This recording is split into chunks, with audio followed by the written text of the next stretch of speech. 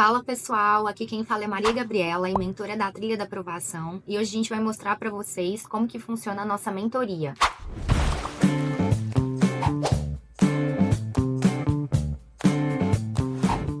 Estão visualizando agora, né?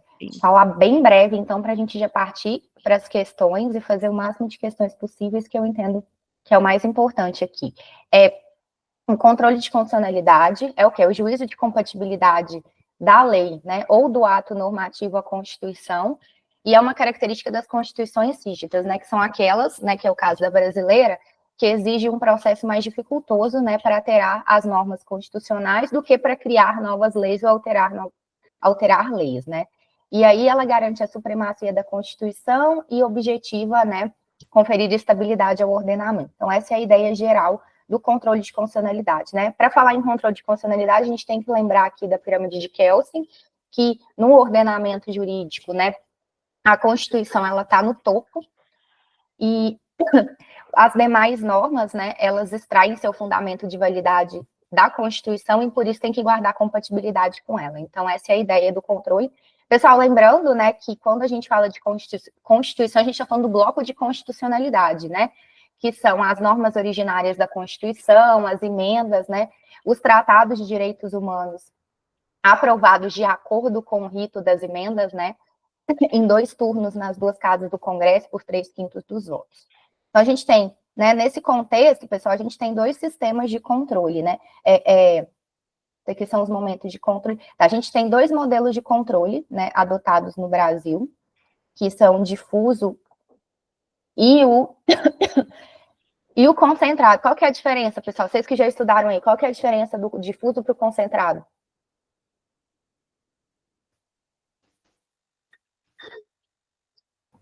O difuso, ele vai, vou arriscar aqui, o difuso, ele vai acabar fazendo controle mais incidentalmente, né?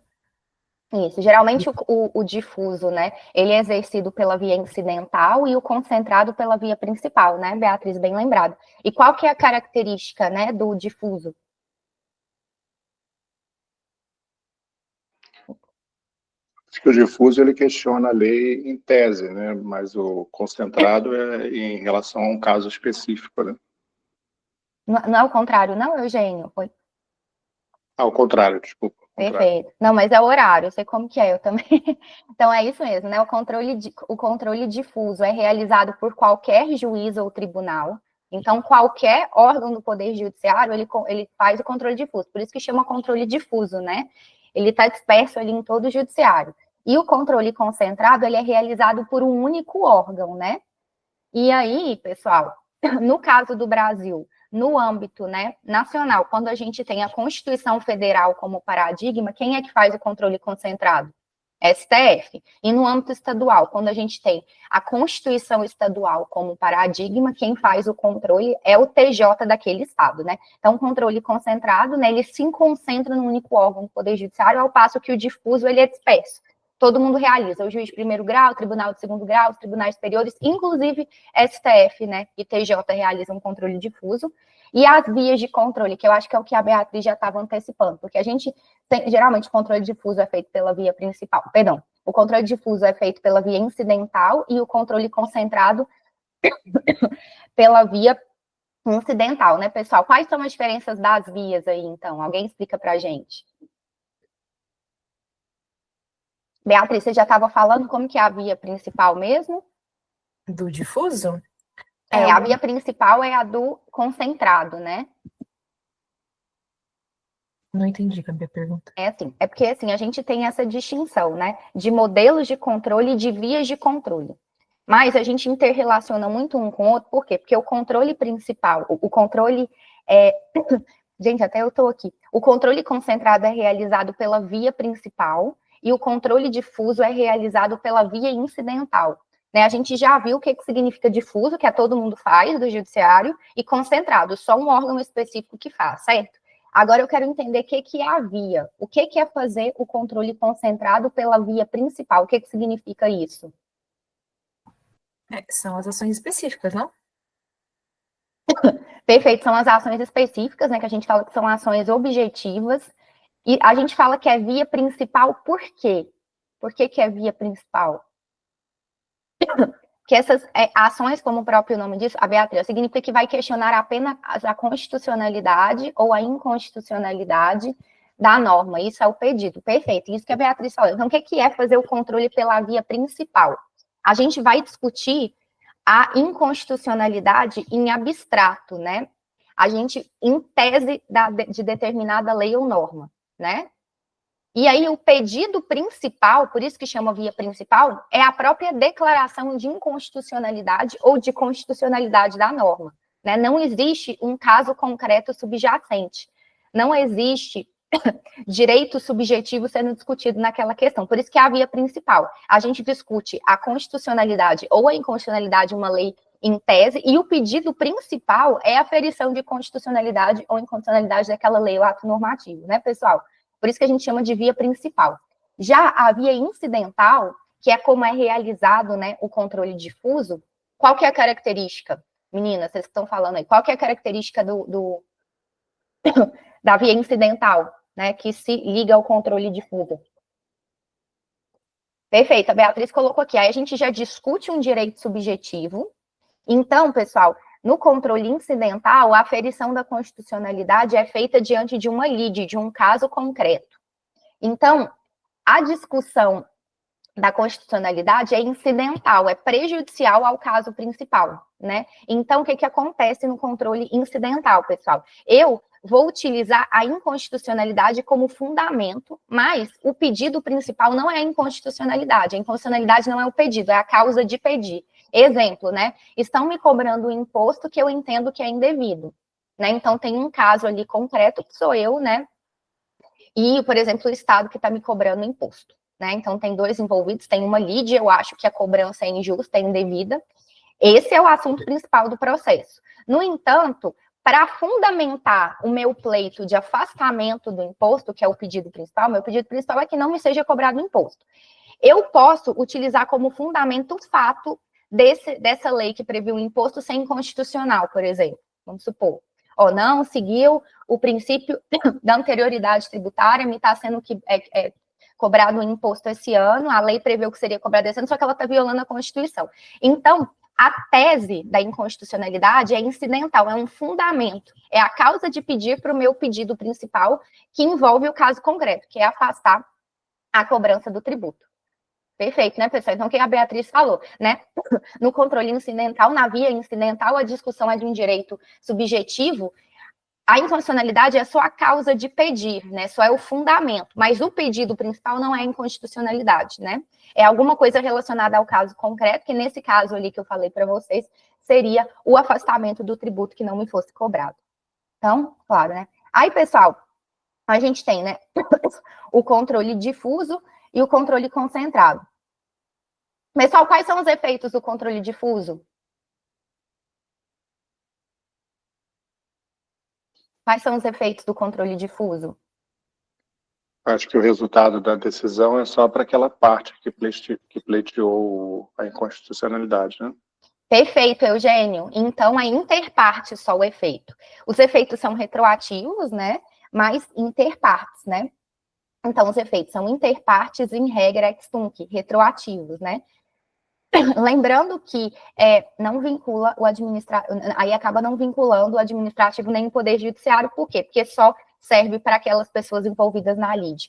Pessoal, tem algum caso em que a gente pode tornar o efeito do controle difuso para todos erga omnes? É isso que eu ia perguntar, acho que tem quando o STF, né, julga. Perfeito, STF, né, pessoal? Lembra que a gente tem aquele artigo lá da Constituição que fala assim, que compete privativamente ao Senado, é esse artigo aqui, 52, inciso 10. Compete privativamente ao Senado suspender a execução no todo ou em parte de lei declarada inconstitucional por decisão definitiva do STF. Então, a gente viu que todo mundo faz controle difuso, inclusive o STF, vocês concordam? Não pode ser que uma causa chegue originariamente ao STF, né, envolvendo um caso concreto ali, ou pode ser que chegue no STF por meio de recurso extraordinário, isso no âmbito do controle difuso, né? E aí, pessoal, essa decisão do STF vai ter... Beatriz, você consegue explicar para a gente o que é essa abstrativização do controle difuso? Oi, Gabi, bom dia. Bom Não sei dia. se consigo, porque estou com sono, mas vamos lá. É doutrinário isso daí. É um termo que fala quando você aumenta os efeitos do controle de constitucionalidade difuso, porque ele é interpartes.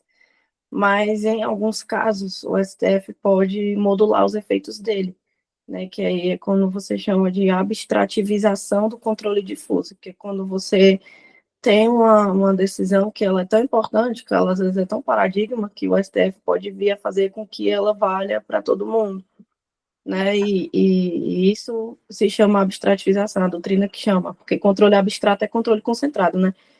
Por isso que ela dá o nome de controle concentrado. Mas esse caso aí do artigo 52, que é a competência do STF, né, nem sempre acontece, né? Porque desculpa, o Congresso. Nem sempre acontece, porque o Congresso ele não é obrigado, né, a suspender a eficácia de uma lei ou ato normativo para todo mundo, né? Então, tipo, o STF ficava sempre nessa dependência do Congresso, né? Caso ele quisesse estender os efeitos de um controle difuso. E aí, às vezes, ele mesmo faz, entendeu? Quando ele, por exemplo, estabelece uma súmula vinculante, alguma coisa desse tipo, né? Quando ele faz em sede de controle difuso. Por exemplo, o caso que todo mundo lembra aí da prisão civil por dívida do depositário infiel, né? Que foi uma decisão isolada que ele julgou, o STF julgou em 2008, falando sobre o tratado do Pacto de São José da Costa Rica, né? Que é direitos humanos. Ele falou que, olha, aqui diz que a norma aqui diz que não é possível prisão civil por dívida, além da dívida alimentícia. Embora a Constituição não vede isso, ele entendeu que, pela primazia da norma mais favorável, não se deve ter prisão civil por dívida, a não ser a dívida alimentícia. E isso é uma decisão interpartes, porque chegou em sede de controle difuso. Mas aí ele fez uma súmula vinculante logo depois, para que esses efeitos eles fossem erga omnes. Isso a gente chama de abstrativização do controle difuso, que é quando você tem uma decisão do STF que é tão paradigmática que ele tenta fazer com que essa decisão valha para todos, né? E ele não depende ele não depende do Senado, né? Não depende do Congresso para fazer isso. Ah, perfeito, Beatriz, muito bem colocado. E, pessoal, então, o que a Beatriz falou, né? Então, qual que é a regra? A gente está fazendo controle difuso. Se a gente está fazendo de controle difuso, os efeitos são entre as partes só. Só que o que acontece? Quando o STF, ele aprecia, né, a constitucionalidade em sede de controle difuso, como ele é o STF, ele pode conferir efeitos erga omnes para aquela decisão, né? Que seriam, a princípio, só interpartes. Aí, como que faz isso, pessoal? Aí a gente teve uma mutação constitucional desse artigo 52, né? Do inciso 10 da Constituição. O que o artigo que a gente viu, né? Que o Senado, quando o STF declara a inconstitucionalidade de uma norma no controle difuso, o Senado, ele poderia declarar, né, essa decisão, né, e suspender a execução dessa lei no todo, ou em parte, né, a partir da decisão do STF. Aí entendia-se que era uma decisão discricionária do Senado anteriormente, que o Senado que ia optar se ele ia suspender ou não essa decisão aí declarada inconstitucional pelo STF em controle difuso. No entanto, a gente teve uma mutação constitucional, se eu não me engano, foi em 2017, que deu uma nova interpretação a esse artigo. Agora entende-se que não é uma decisão discricionária do Senado suspender ou não a lei, né, em todo o território nacional, assim, por exemplo. Que, na verdade, o Senado só confere publicidade à decisão do STF agora. Por isso que eles chamam de abstrativização do controle difuso, né?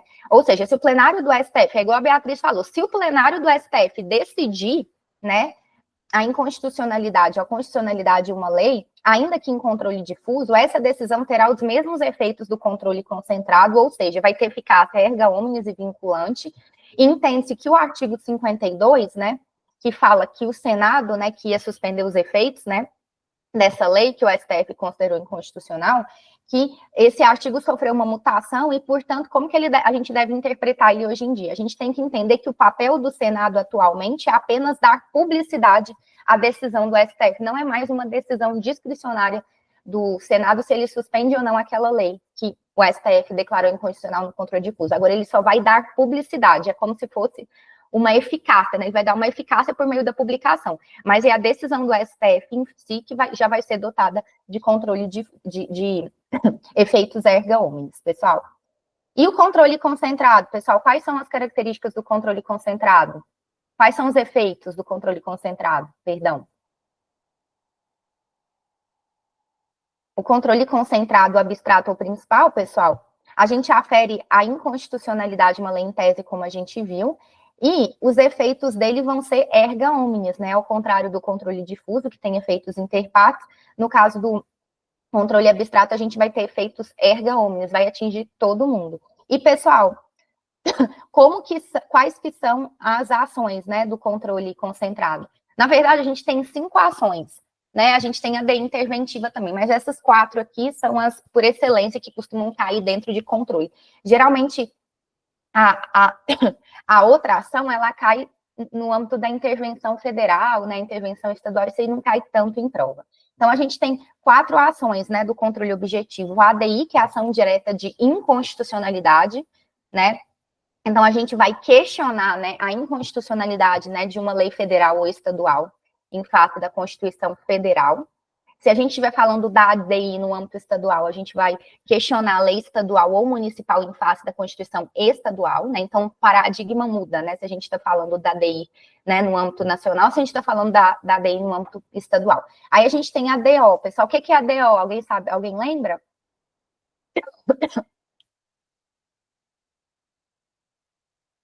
Então, pessoal, a DO é a ação direta de inconstitucionalidade por omissão, né? Aí, o que acontece? A gente tem as normas de eficácia limitada, que a gente estuda lá, né?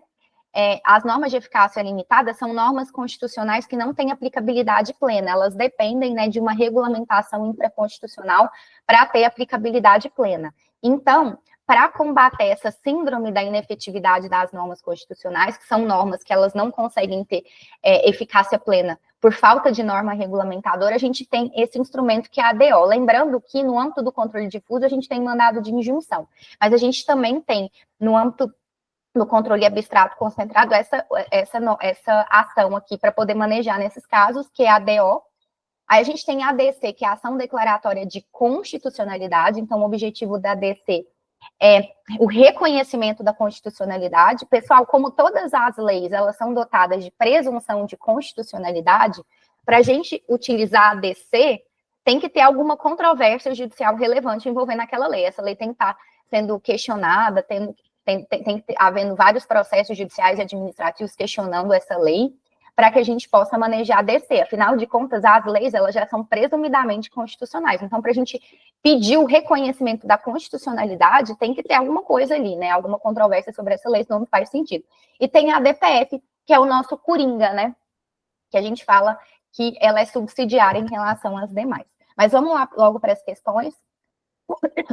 E aí, a gente vai voltando ali no material, se for necessário. Vamos lá, pessoal. Ô, Gabi, só uma dúvida. Quando é uma lei federal ou estadual, você usa a ADI. Quando é municipal, você usa a DPF. Não tem uma história assim? Perfeito, exatamente isso. Por quê? Porque a DPF, ela é subsidiária, né, Eugênio? Então, olha só, a gente tem as hipóteses aqui de cabimento. Então, olha só, a ADI. A ADI, qual que é o objeto da ADI? É uma lei ou um ato normativo federal ou estadual. A gente não pode utilizar a ADI, pelo menos não a ADI que tenha como paradigma a Constituição Federal, né, que é a nacional, para questionar a lei municipal em face da Constituição Federal. Então, quando a gente não pode utilizar a ADI, o que a gente utiliza? A gente utiliza o nosso coringa, né, que é a DPF. Aí a gente utiliza a DPF para questionar a lei municipal. Perfeito.